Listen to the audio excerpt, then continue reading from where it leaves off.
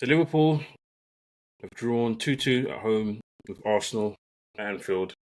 And it was a game of two halves. Again, I keep to be saying this quite a lot recently.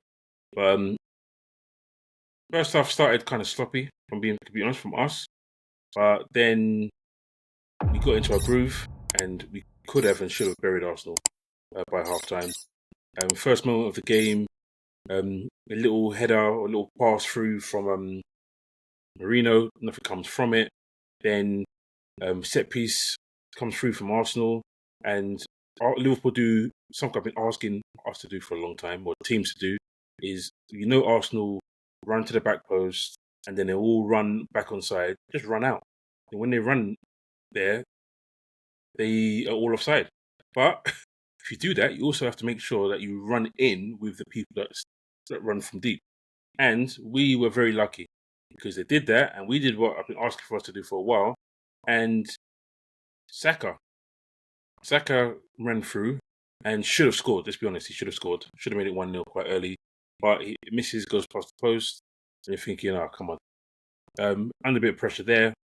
Then we have our own chance where Díaz just needs to bury it in the bottom corner. One good play down the right-hand side. And you think to yourself, okay, cool, we're on it. Then we score two quick-fire goals.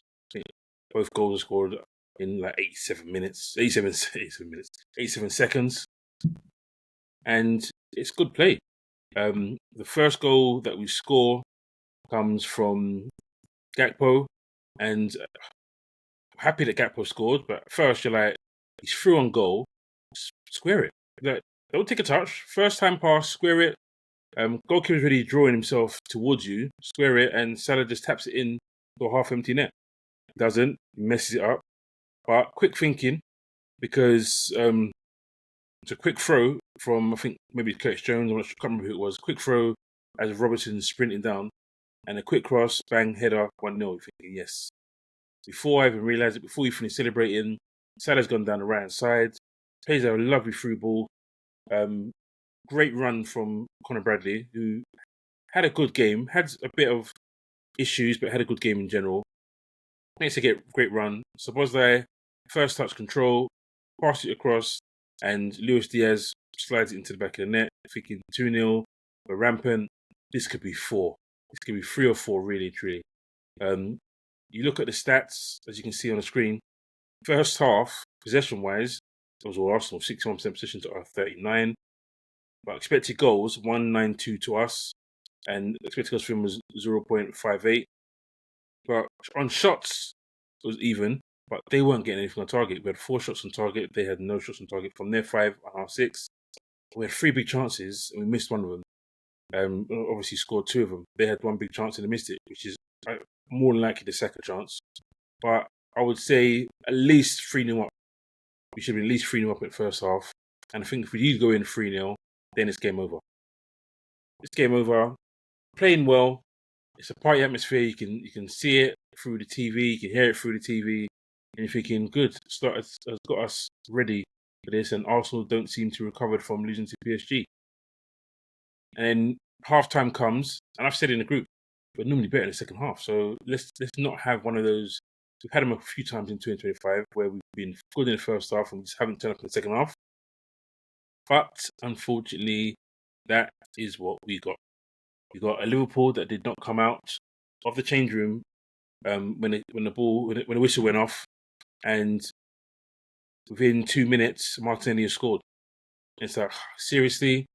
And then we're under pressure. And I said in WhatsApp groups, multiple, that I'll be honest, what is going to come next is going to be 2-2. I can see it being 2-2 before we score because we were just under the pump. You can see from the stats here, it was even with the ball, 49% to 51%, but obviously that evened up because they went into 10 men in the 79th minute. But before that, expected goals at the time, 0.49. There's 1.99. We had 8 shots. They had 10 shots. We had 1 on target in the second half, and they had 7. We had 1 big chance. They had 3. We both missed 1 each. And the second half, let's be honest, it just wasn't good enough. But you get it. Listen, we've won the league. What are they really playing for other than Salah trying to break their a record of assists, which doesn't look like it's going to happen. 2 games left, score get 3, but you never know. So is the motivation really there? No, it's not. They get to 2-2, but then obviously the red card comes and you think, okay, cool. Red card comes, now let's push on. We've got 15 minutes probably with extra time, with injury time, maybe 18 minutes or so. Let's get that second goal. But even then, it was still kind of even. They will still catch us on a break, and Odegaard could have won it. Yes, we get a goal, but I looked at it and I was like, yes, we scored. How can they disallow that? It's not offside. Then when they showed the replay, Konate's hands are all over Miles Skelly's face, just throws him to the floor. And there's also rumours that Robertson might have been offside. But listen, it's a 2-2 game in a meaningless game for us. Again, I said I'm not even going to bother doing the match rating, the play ratings today, because from here on in, the play ratings themselves have no impact because not many of the players are going to be going hard at it. So I'll just talk about players in general. I look at it, let's just get the elephant out of the room. Out first place, Trent comes on, gets booed. I'm one that thinks as long as the player's not done something really bad like racism or anything like that, they shouldn't get booed. When they're playing for Liverpool FC, they shouldn't get booed. I understand why some fans will really dislike him, but just don't cheer him. When he comes on, give him silence. When he comes on, chant like they did afterwards, chant a song for Bradley. So I heard they was chanting, there's only one Conor Bradley. Give him the confidence. But for me, don't boo your own players. Right? It's just not the thing you should do. We have our You Never Walk Alone. You can't be singing You Never Walk Alone, and then at the same time you're booing your players. It just doesn't make sense. So everyone has a right, obviously, to boo because we're all individuals. But I just think there's a better way to show a disappointment to Trent. Do it after the game if you have to. But again, everyone is entitled to do whatever they want to do. But yeah, from what I heard, from what you could hear, he booed every single touch. He got booed on every single touch. He played okay, but my thing today was more Conor Bradley. He should be playing every single game because he needs games like this. He didn't have a great game. He didn't have a terrible game. He needed to go through a game where he gets into trouble. Can he get himself out of it? Can he still play well on a tightrope? And the issue we have with that is Slot is very much, if a defender's on a yellow card, he's done it with Konate a few times. If a defender's on a yellow card, he's taking him off. He doesn't trust referees not to give him a second yellow card. So he'll just take the equation out of their hands and he'll make it himself. You have to ask yourself the other question. Did Slot make a mistake bringing on Trent? Should Trent play for Liverpool again this season? I'm one of those, if he helps us win, I'm all for it. But did he turn the crowd against him by putting him on? Not his fault, obviously. He wants to win.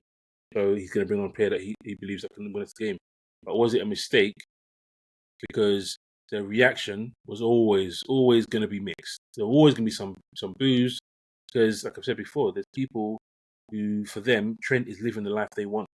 And they don't see or believe how he would want to leave.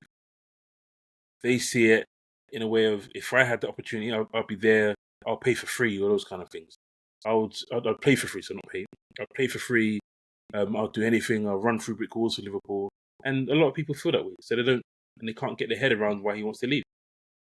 So I can understand why people would boo, because you know what society is like, but it's just not a thing to do. But yeah, back onto Conor Bradley.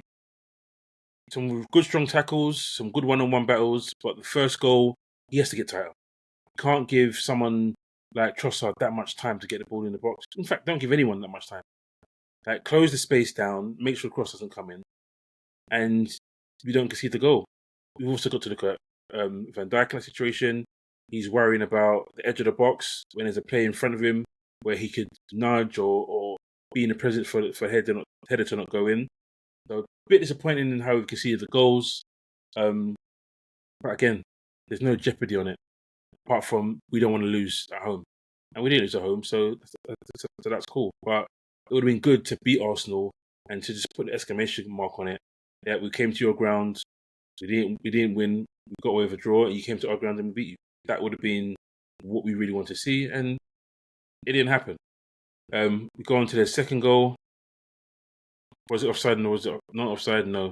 Unfortunately, I discussed it in one of my groups. Some people saying it's not Trent's fault. Some people saying it is Trent's fault. The way I look at it, he tries to hold the line, which is what we do. But at the same time, he can see across the line.